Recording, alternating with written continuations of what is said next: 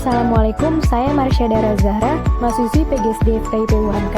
Di video kali ini untuk memenuhi tugas mata kuliah praktikum IPA di SD. Selamat menyaksikan.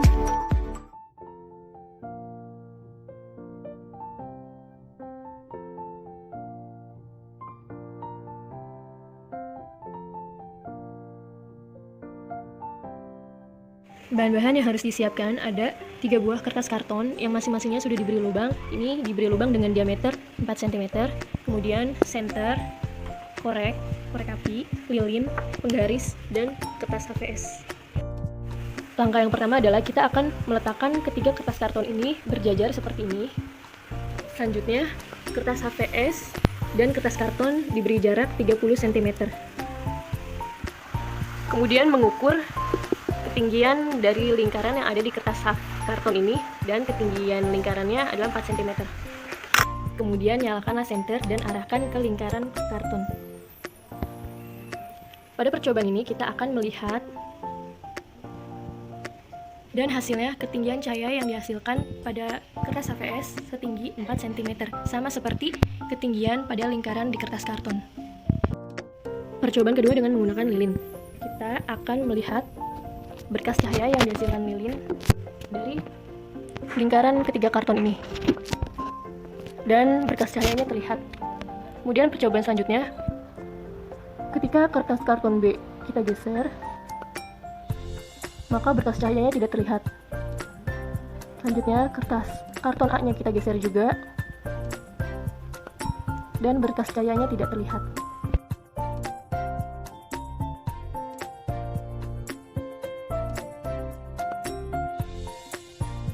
Bahan-bahan yang harus disiapkan ada senter, plastik, uang logam, gelas kosong, gelas berisi air, kertas karton ukuran 10 x 10 cm, tutup gelas, dan kertas putih sebagai layar.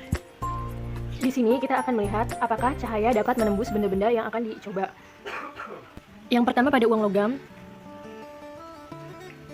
Pada uang logam, cahaya dari senter yang ditutupi oleh uang logam tidak terlihat cahaya pada layar kertas putih, yang ada hanya bayangannya. Pada plastik bening, cahaya dapat terlihat di kertas layar. Ketika ditutupi dengan kertas karton ukuran 10 x 10 cm, cahaya tidak terlihat pada kertas layar. Dengan gelas kosong, cahaya terlihat pada kertas layar. Dengan gelas yang berisi air juga, cahaya dapat terlihat di kertas layar. Pada tutup gelas, cahaya tidak terlihat pada kertas layar, hanya terlihat bayangan dari tutup gelasnya saja. Pada percobaan ini, benda yang dapat menembus cahaya ada gelas kosong, gelas berisi air, dan plastik. Lalu benda yang tidak dapat menembus cahaya ada kertas karton, uang logam, dan tutup gelas.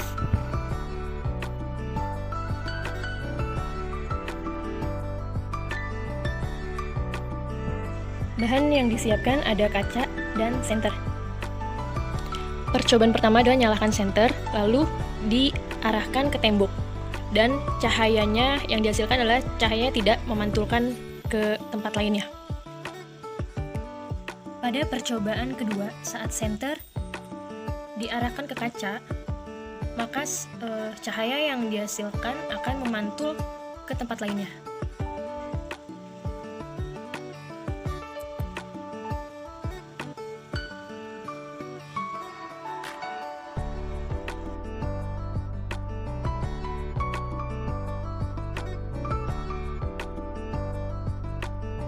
Bahan-bahan yang harus disiapkan yang pertama adalah pensil, gelas kosong, dan gelas berisi air. Percobaan yang pertama, kita akan memasukkan pensil ini ke dalam gelas yang tidak berisi air atau kosong. Dan hasilnya tidak terjadi perubahan apapun. Pensil tetap tegak lurus.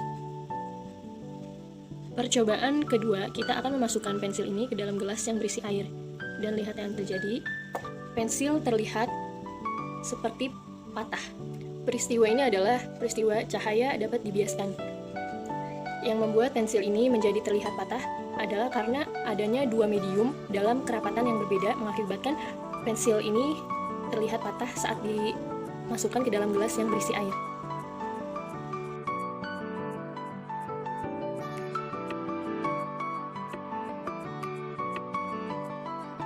Bahan-bahan yang harus disiapkan pertama ada bejana, senter, cermin datar, air, dan kertas putih.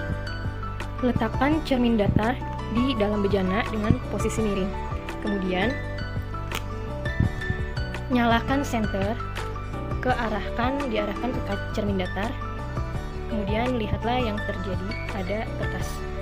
Warna cahaya yang dihasilkan warna putih, di mana warna putihnya ini adalah warna senternya.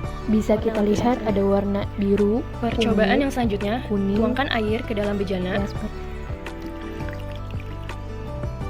Kemudian percobaan kedua, setelah air dimasukkan ke dalam bejana, kemudian di senter diarahkan ke cermin datar, dan kita akan lihat yang terjadi pada kertas putih. Di situ terlihat ada bayangan berwarna-warna. terdapat warna biru, ungu, dan kuning.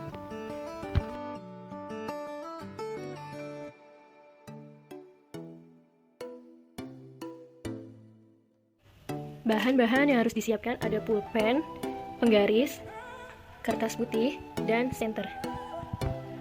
Kita akan meletakkan pulpen ini diberdirikan sejauh 6 cm dari kertas putih. Pada percobaan pertama, kita akan meletakkan senter di jarak 5 cm ke arah pulpen.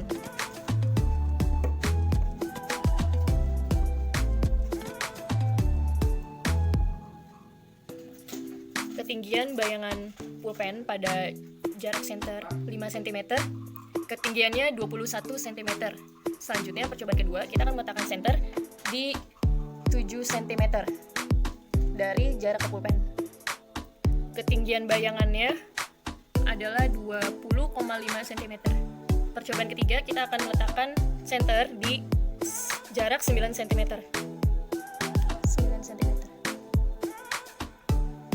Dan ketinggian bayangannya adalah 20 cm. Percobaan keempat, kita akan meletakkan senter di jarak 11 cm.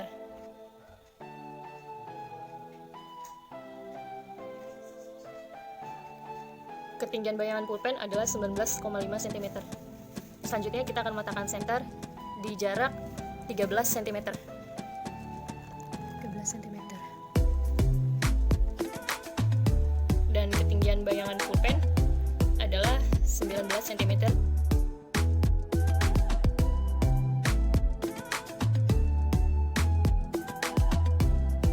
Bahan-bahan yang harus disiapkan, yang pertama ada 2 buah cermin datar. Selanjutnya ada ukuran sudut, kertas ukuran sudut, lalu ada lilin. Percobaan pertama, letakkanlah kedua cermin datar ini di sudut 120 derajat. Selanjutnya, letakkanlah lilin di tengah-tengah antara kedua cermin. Dan bayangan yang dihasilkan ada 2 bayangan. Selanjutnya kita akan memindahkan kedua cermin ini ke sudut 90 derajat. Ketika di sudut 90 derajat, bayangan yang dihasilkan ada 1, 2, 3, 4. Ada 4 bayangan jumlahnya. Pada sudut 60 derajat, jumlah bayangan yang dihasilkan ada 1, 2, 3, 4, 5, 6. Ada 6 bayangan. Selanjutnya yang terakhir, pada sudut 30 derajat, jumlah bayangannya ada 1, 2, 3, 4, 5, 6, 7, 8. Ada 8 bayangan. Jadi, besar dan kecilnya ukuran sudut mempengaruhi banyak atau sedikitnya jumlah bayangan. Semakin kecil sudut, maka bayangan yang dihasilkan akan semakin banyak. Dan sebaliknya, apabila semakin besar sudut, maka jumlah bayangan yang dihasilkan